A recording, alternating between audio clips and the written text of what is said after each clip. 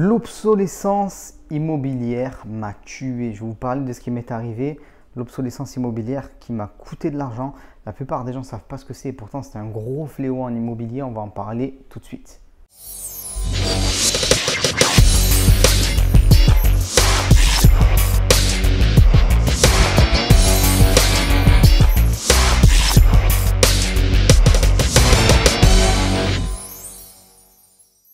Salut à tous, j'espère que vous allez bien. Alors avant de commencer, si vous tombez pour la première fois sur la chaîne, n'hésitez pas à vous abonner. Il y a plus de 100 vidéos qui parlent d'immobilier. On parle aussi de business internet depuis peu parce que j'ai tapé le million sur internet.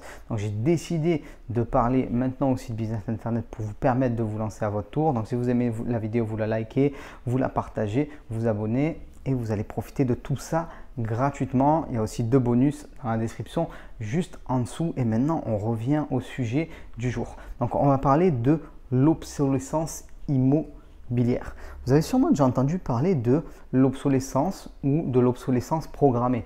On dit pas souvent que Apple fait de l'obsolescence programmée parce qu'ils mettent des batteries qui vont s'user au bout d'un certain temps et on sait très bien qu'au bout de quelques années, on ne pourra plus utiliser notre téléphone ou sinon qu'au bout d'un certain temps, le téléphone va se remettre à ralentir.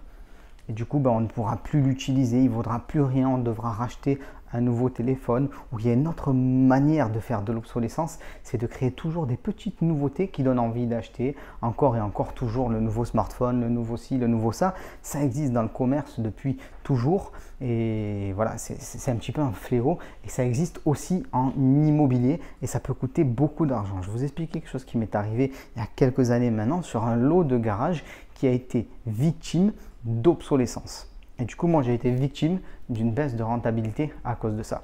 Donc, je vous explique, j'avais un lot de garage dans une résidence en sous-sol et ça fonctionnait très très bien. C'était une résidence des années 70. Donc, vous savez, ces bâtiments qui sont assez modernes, en béton armé, voilà, mais qui sont ni de très grand standing, ni de faible qualité. Donc, quelque chose moyen. Parfait, très bien, ça demande peu d'entretien, pas de souci. Mais la particularité des box de garage dans ce type de résidence à ce moment-là, c'était d'avoir des formats assez réduits. Et qu'est-ce qui s'est passé en 2000, je ne sais plus quand précisément, mais peut-être en 2013, 14, voilà, je ne sais plus précisément. Un immeuble a été construit juste en face de cette résidence-là, avec de très grosses fondations et énormément de parking.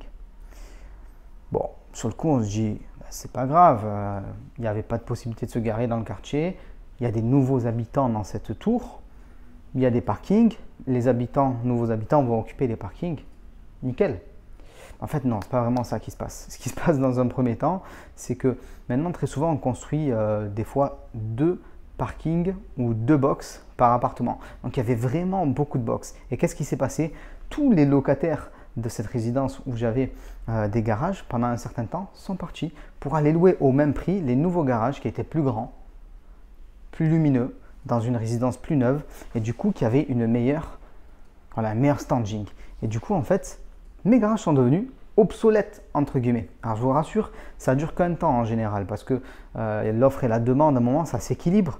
Donc ce qui s'est passé, c'est que pendant un certain temps, je me suis aperçu que quand je mettais mes annonces, j'avais moins de demandes parce que les gens allaient en face. Et puis au bout d'un moment, donc ça a duré quand même une bonne année facile, petit à petit, les garages de cette résidence ont été pleins et pas de souci, les gens ont commencé à revenir dans cette ancienne résidence. Mais il y a eu des perturbations et je sais que maintenant mes garages sont obsolètes par rapport à ceux d'en face parce qu'ils sont plus grands, parce qu'ils sont plus beaux et ainsi de suite. Et ça peut vous guetter en immobilier même si vous n'êtes pas dans le stationnement ou ce genre de choses. Ça arrive aussi énormément dans l'habitation.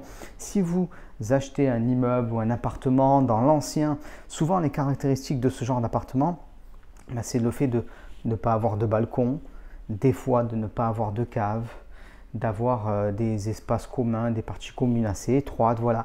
Mais des choses qui passent moins bien maintenant. Maintenant, quand les gens veulent habiter, quand ils choisissent un logement, très souvent, ils veulent avoir un extérieur. Et vous regardez, la plupart des constructions neuves, même en région parisienne où il fait froid toute l'année, ont des balcons.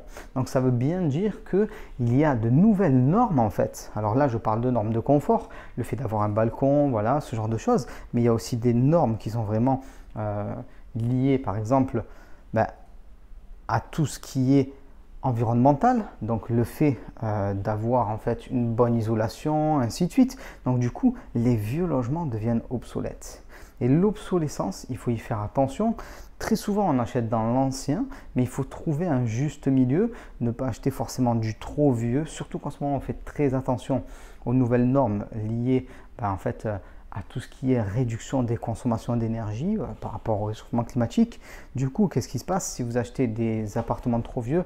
Soit vous allez avoir beaucoup de coûts pour les isoler, soit vous n'y pensez pas. Et dans quelques années, ils vont être obsolètes et vous allez souffrir un petit peu. Vous allez souffrir parce que maintenant, on fait donc des diagnostics et on doit présenter aux locataires la classification en fait, du logement. Du coup, un logement qui est considéré comme étant une passoire thermique, il est quand même moins sexy que le logement qui vient d'être construit juste à côté et qui coûte juste 50 € plus cher par exemple par mois.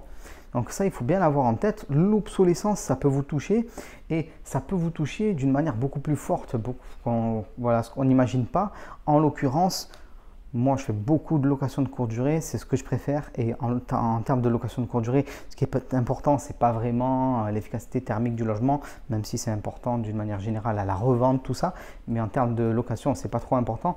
Mais par contre, le fait d'avoir des balcons, voilà, un extérieur, ce genre de choses, c'est assez important. Donc faites attention dans vos choix. Si jamais vous êtes dans une zone où il y a beaucoup de réaménagement, beaucoup de nouvelles constructions, tout ça, les anciens logements vont morfler un petit peu. Donc il faut voir à quel point ça construit. Et si ça construit beaucoup, il y a une probabilité que les anciens logements deviennent obsolètes. Donc on ne paye jamais un logement ancien, même quand il a été rénové, l'équivalent du prix du neuf. Je dis ça, ça peut paraître bébête, tout le monde dira ouais non mais évidemment qu'on ne fait pas ça. Mais je le vois souvent. On se dit bon ben voilà, j'achète ça par exemple 2500 € prix de l'appartement avant rénovation. Et je rajoute 1000 € pour la rénovation, je tombe à 3500 € du mètre carré. C'est à peu près le prix du neuf ici. Nickel, c'est parfait, puisque moi j'ai sorti un logement neuf, puisque j'ai tout rénové, tout ça. Non, ça ne fonctionne pas. Il vous manque des éléments de confort et voilà.